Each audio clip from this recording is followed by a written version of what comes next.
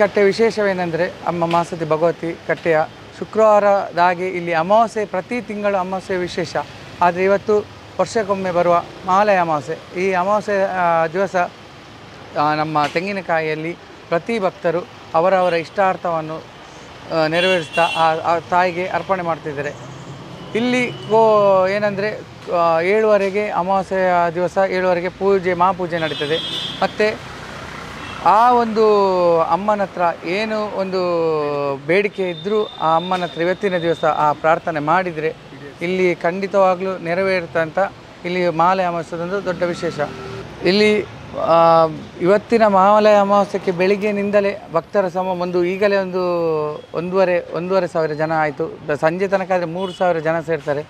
ಇಲ್ಲಿದು ವಿಶೇಷ ಏನಂದರೆ ಅದೇ ಎಲ್ಲ ಬರುವ ಭಕ್ತರಿಗೆ ಸಂಪೂರ್ಣವಾಗಿ ಇವತ್ತು ಬೇಡಿದನ್ನು ನಾಳೆ ಕೊಡುವಂಥ ಮಾತಾಯಿಯಾಗಿದ್ದಾರೆ. ಇಲ್ಲಿ ಸಂತಾನ ಕೊಡುವ ಭಾಗ್ಯ ತುಂಬ ವಿಶೇಷವಾಗಿ ಸಂತಾನ ಇಲ್ಲದವರಿಗೆ ಕೂಡ ಆ ಸಂತಾನ ಕೊಡುವ ಆ ಮಾತಾಯಿ ಅಂತ ಹೆಸರು ಪಡೆದಿದ್ದಾಳೆ. ಮತ್ತು ಕರೆಕ್ಟ್ 7:30 ಗಂಟೆಗೆ ಮಹಾಪೂಜೆಯು 3 ಕಟ್ಟೆಗೆ ಕೂಡ, ಯಾಕೆಂದರೆ ಇದು ಪ್ರಕೃತಿ ನಿಯಮವಾದ ಕಟ್ಟೆ. ಮೊದಲಿದು ಆ ಈಶ್ವರ ದೇವರ ಕಟ್ಟೆ, ಸೆಕೆಂಡ್ ಇದು ಮಹಾಸತಿ ದೇವರ ಕಟ್ಟೆ, ಇದು ಭಗವತಿ ಅಮ್ಮನ ಕಟ್ಟೆ. ಈ ಮೂರು ಕಟ್ಟೆ ಕೂಡ ಮಹಾಪೂಜೆಯು ನಡೀತದೆ. ಮತ್ತು ಇಲ್ಲಿ ಪ್ರತಿಯೊಬ್ಬರು ಸೇವಕರಾಗಿ ಕೆಲಸ ಮಾಡ್ತಾರೆ.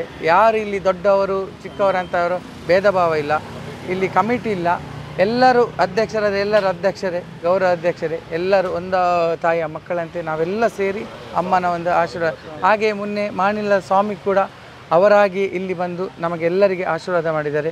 ಈ ಕಟ್ಟೆ ವಿಶೇಷ ತುಂಬ ನಾವು ಹೇಳಲಿಕ್ಕಿಲ್ಲ, ಎಲ್ಲರಿಗೂ ಗೊತ್ತು. ಇಲ್ಲಿಯ ವಿಶೇಷ ತಾಯಿಯ ಅನುಗ್ರಹ ಎಲ್ಲರಿಗೂ ಬೇಡಿದನ್ನು ಕೊಡುವಂಥ ಮಹಾಶಕ್ತಿಯಾಗಿ ಇಲ್ಲಿ ನೆಲೆಸಿದ್ದಾಳೆ. ಇದು ಇರೋದು ನಮ್ಮ ಹೃದಯ ಭಾಗವಾಗಿ ಮಂಗಳೂರಿನ ಕರಂಗಲ್ಪಾಡಿ ಒನ್ಸ್ ಹಾಸ್ಟೆಲ್ನ ಹಾಗೆ ಕಟ್ಟೆ ಎದುರುಗಡೆ ಇನ್ನೊಂದು ಶಕ್ತಿಯುತವಾದ ಚಂದ್ರಮೌಳಿ ದೇವರು ಕೂಡ ನೆಲೆಸಿದ್ದಾರೆ.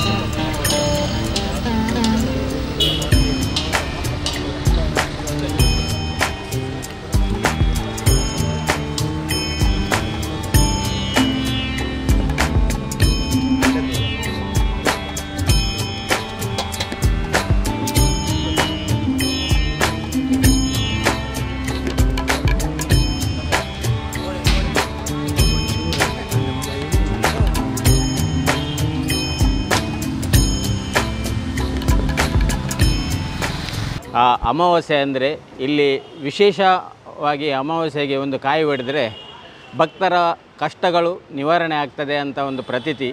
ಪ್ರತಿಯೊಬ್ಬರು ಅವರವರ ಕಷ್ಟವನ್ನು ಹೇಳಿಕೊಂಡು ಆ ತಾಯಿಯಲ್ಲಿ ಪ್ರಾರ್ಥನೆ ಮಾಡಿದರೆ ಆ ಪ್ರಾರ್ಥನೆಗೆ ಅವರಿಗೆ ಆದಷ್ಟು ಬೇಗ ಫಲಪ್ರದ ಸಿಗ್ತದೆ. ಯಾಕಂದರೆ ಒಂದು ಕಾಯಿ ಹೊಡೆದು ಅಮ್ಮನಲ್ಲಿ, ಅಮ್ಮ ನನಗೆ ಇಂಥ ಕಷ್ಟ ಉಂಟು ಅಂತ ಕೇಳಿಕೊಂಡು ಬಂದವರಿಗೆ ಅವರು ಕಾಯಿ ಹೊಡೆದು ಇನ್ನೊಂದು ಅಮಾವಾಸ್ಯೆ ಬರುವುದರೊಳಗೆ ಅವರ ಸಮಸ್ಯೆಗಳು ಪರಿಹಾರ ಆದಂತಹ ಉದಾಹರಣೆಗಳು ಇಲ್ಲಿ ತುಂಬ ಉಂಟು. ಮತ್ತು ಶುಕ್ರವಾರ ದಿವಸ ಕೂಡ ಬಂದು ಕೆಲವು ಭಕ್ತಾದಿಗಳು ಬೆಳಗಿನಿಂದಲೇ ಬಂದು ಕಾಯಿ ಹೊಡೆಯುತ್ತಾರೆ.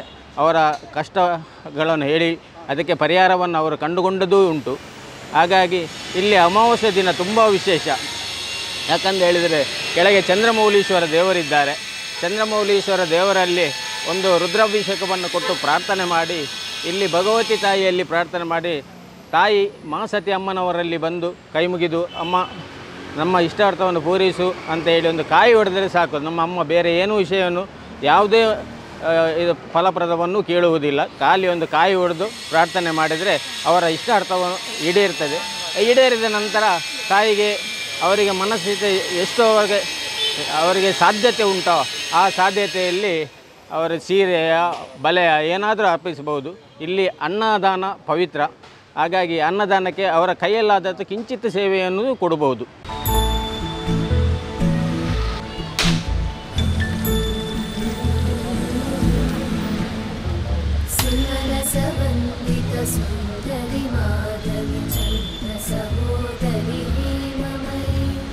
ಮುನಿಗಣ ವಂದಿತ ಮೋಕ್ಷಪ್ರದಾಯಿನಿ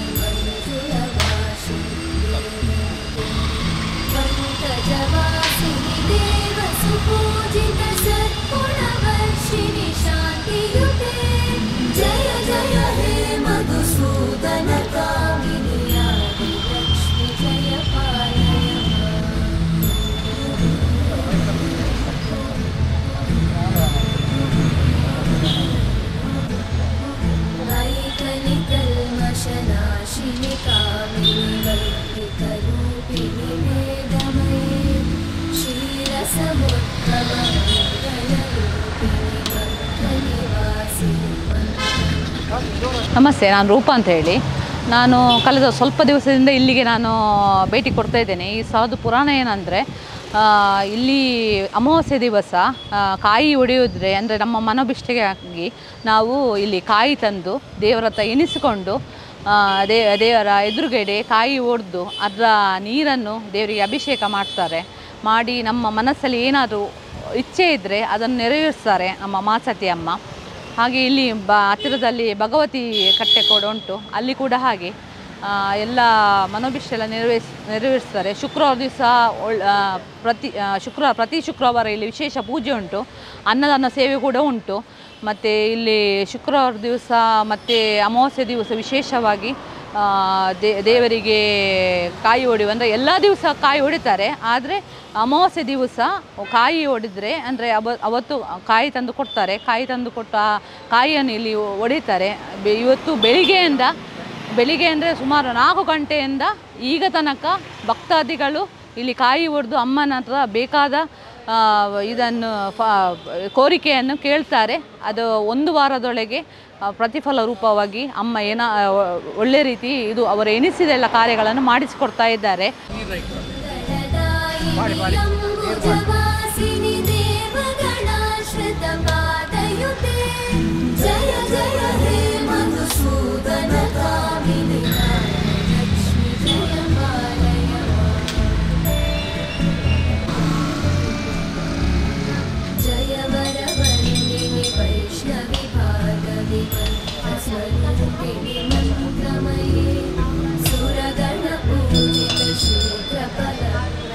ಕಾಯಿ ಅಂದರೆ ಅದೇನು ಗೊತ್ತಾ, ತೆಂಗಿನಕಾಯಿ ಹೊಡೆಯೋದಂದರೆ ಈಗ ನಿಮ್ಮ ಮನಸ್ಸಲ್ಲಿ ಒಂದು ದುಃಖ ಇರುತ್ತೆ, ಕಷ್ಟ ಇರುತ್ತೆ, ಆರೋಗ್ಯ ಸಮಸ್ಯೆ ಇರುತ್ತೆ, ಏನಾದರೂ ಸಮಸ್ಯೆ ಇರುತ್ತೆ ಪ್ರತಿಯೊಬ್ಬರಿಗೆ. ಆಗ ಏನು ಮಾಡಬೇಕು, ಆ ಕಾಯಿಯನ್ನು ತಂದು ನಿಮ್ಮ ಮನದಲ್ಲಿ ನೆನೆದು, ಅಮ್ಮ ನನ್ನ ಈ ಕಷ್ಟವನ್ನು ಪರಿಹಾರ ಮಾಡು ತಾಯಿ ಅಂತ ಹೇಳಿ ಆ ತಾಯಿಯ ಮುಂದೆ ನಿಂತು ಭಕ್ತಿಯಿಂದ 3 ಸುತ್ತು ತಿರುಗಿಸಿ ಆ ತಾಯಿಗೆ ಒಂದು 3, 9 ಕಟ್ಟೆಗೆ ಒಂದು ಪ್ರದಕ್ಷಿಣೆ ಬಂದು ಆ ಕಟ್ಟೆಯ ಮುಂದೆ ಕಾಯಿ ನೋಡಿದು ಆ ನೀರನ್ನು ಆ ತಾಯಿಗೆ ಸಮರ್ಪಣೆ ಮಾಡಬೇಕು. ಹಾಗೆ ನೀವು ಮಾಡಿ, ಆಗ ನಿಮಗೇನೆ ರಿಸಲ್ಟ್ ಗೊತ್ತಾಗುತ್ತೆ, ನಿಮ್ಮ ಕಷ್ಟ ಖಂಡಿತವಾಗಿ ಪರಿಹಾರ ಆಗ್ತದೆ.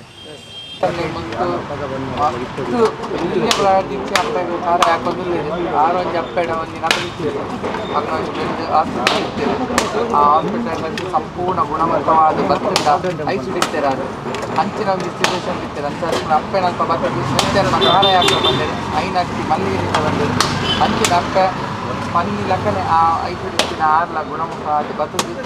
ಸಂಪೂರ್ಣವಾಗಿ ಮಣ್ಣಿನ ಪಾತ್ರೆ ಲೆಕ್ಕನೆ ನಮ್ಮ ಖಾರ ಇಲ್ಲ ಆ ಒಂದು ಆಯ್ತದೆ.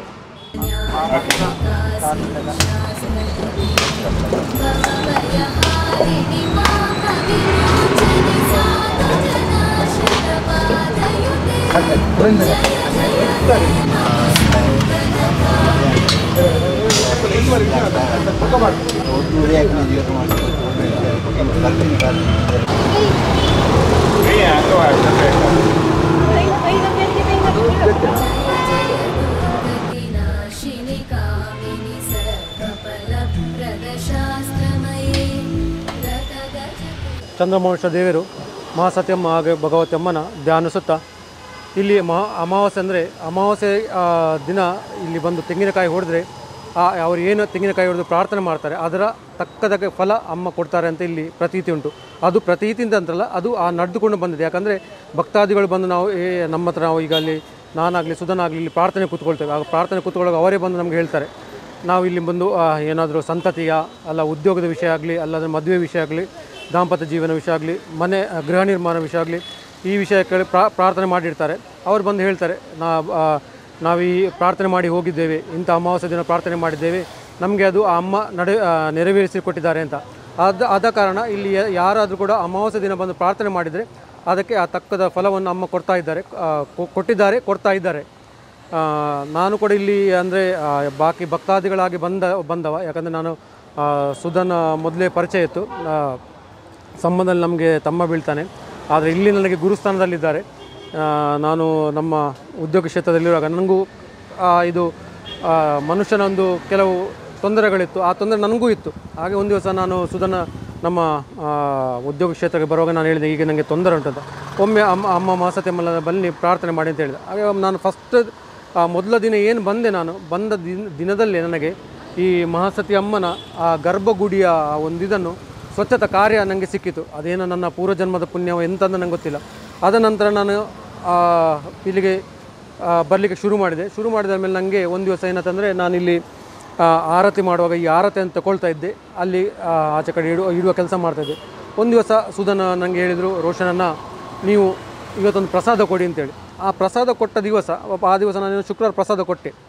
ಆ ಶುಕ್ರವಾರ ಪ್ರಸಾದ ಕೊಟ್ಟ ರಾತ್ರಿಯಲ್ಲಿ ನನಗೆ ಏನೋ ಒಂಥರ ಒಂದು ಶಕ್ತಿಯ ಏನಂತ ಗೊತ್ತಿಲ್ಲ, ಒಂದು ಕನಸೆಲ್ಲ ಬೀಳ್ತಿತ್ತು ದೇವರದು. ಆಗ ನಾನು ಸುಧನಿಗೆ ಬಂದು ಹೇಳಿ, ನನಗೆ ಏನೋ ಕನಸ ಬೀಳ್ತಾ ಉಂಟು, ಕಳಸದ ಸ್ನಾನ ಮಾಡೋ ಇದು ಮನಸ್ಸಲ್ಲಿ ಆದ ಒಂದು ಭಾವನೆ ಬರ್ತಾ ಉಂಟು ಅಂತೇಳಿ.